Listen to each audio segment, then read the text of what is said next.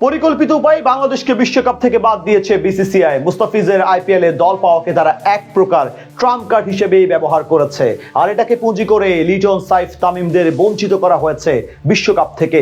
মহাপরিকল্পনার ফাঁদে শেষ পর্যন্ত হার মানতে হয়েছে বিসিবিকে। বিসিসিআই এর পাতা এই ফাঁদে কিভাবে আটকা পড়লো বিসিবি, সেটাই বিস্তারিত এই রিপোর্টে। মুস্তাফিজকে নিলাম থেকে দলে কেনার পর বাদ দেওয়া, এরপর নিরাপত্তা ইস্যুতে বাংলাদেশের বিশ্বকাপ খেলতে ভারতে না যাওয়ার সিদ্ধান্ত, আর সবশেষ বাংলাদেশকে বিশ্বকাপ থেকে বাদ দিয়ে স্কটল্যান্ডকে ঢোকানো, এই সবই কি নিছক কাকতালীয় কোনো ঘটনা, নাকি এর পেছনে লুকিয়ে আছে গভীর কোনো ফাঁদ, যেই ফাঁদে পা দিতে বাধ্য করা হয়েছে বাংলাদেশ ক্রিকেট বোর্ডে, আর যার ফলাফল মাত্র 3 সপ্তাহের মধ্যেই বাংলাদেশকে বিশ্বকাপ থেকে বাদ দিয়ে দিয়েছে আইসিসি। তাদের বদলে বাছাই পর্বে বাদ পড়া দল পেয়েছে বিশ্বকাপের সুযোগ। প্রশ্ন উঠছে, বিসিসিআই কি তবে আগে থেকেই বাংলাদেশকে বাদ দেওয়ার পরিকল্পনা করেছে? মুস্তাফিজকে শুধুমাত্র কি একটা দাবার গুটি হিসেবেই ব্যবহার করা হয়েছে? এমন প্রশ্ন শুধু সামাজিক যোগাযোগ মাধ্যমে ভক্তদের মাঝে ঘুরপাক খাচ্ছে না, বরং এ নিয়ে আলোচনা হয়েছে ক্রিকেট বোর্ডেও।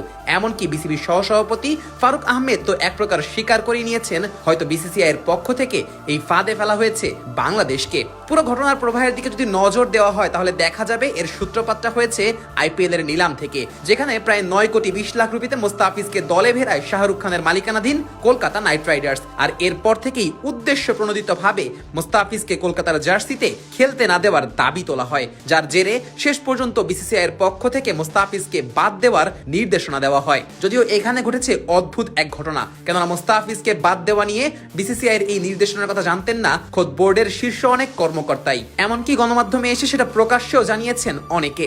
এখন প্রশ্ন হচ্ছে, তবে কেন মুস্তাফিজুর ইস্যুকে বিশ্বকাপের আগেই সামনে এনেছে বিসিসিআই? যেখানে আইপিএল শুরু হতে বাকি আরো মাস 3, সেখানে কেন বিশ্বকাপের আগেই মুস্তাফিজকে বাদ দিয়ে জল ঘোলা করা হলো?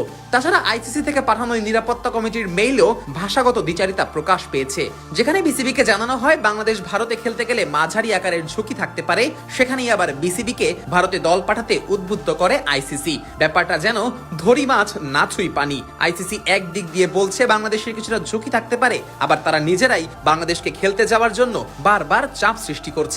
এখানেই মূলত আসল ফাঁদটা পাতে বিসিসিআই। আইসিসির সাথে যোগ সাজস করে তারা বাংলাদেশকে বিশ্বকাপ থেকে বাদ দেওয়ার ফোন দিয়াটে। মুস্তাফিজকে প্রথমে বিশাল অঙ্কে দলে ভিড়িয়ে পরে আবার তাকে বাদ দিয়ে দেয়। এমনকি আইসিসি নিরাপত্তা কমিটির মেইলেও জানিয়ে দেওয়া হয় নিরাপত্তা ঝুঁকির কথা। এমন পরিস্থিতিতে বাংলাদেশের সামনে বিশ্বকাপ খেলতে না যাওয়া ছাড়া আর কোনো পথই খোলা রাখেনি বিসিসিআই। বাংলাদেশকে এক প্রকার বাধ্য করা হয় কঠিন সিদ্ধান্ত নিতে, নয়তো এর আগেও এমন পরিস্থিতির মুখে মাথা নত করেনি বিসিবি। মাস কয়েক আগেও পাকিস্তানের মাটিতে খেলতে যাওয়া নিয়ে শঙ্কা ছিল বাংলাদেশ দলের, তবে সে সময়ও বেশ দারুণভাবে পরিস্থিতি নিয়ন্ত্রণে আনে বিসিবি। কিন্তু এবার আর আইসিসি ও বিসিসিআই এর ফন্দির সাথে পেরে ওঠেনি বুলবুলের বোর্ড। তাই তো এই শতকে প্রথমবারের মতো বিশ্বকাপে খেলার সুযোগ থেকে বঞ্চিত হলো টাইগার ক্রিকেটাররা।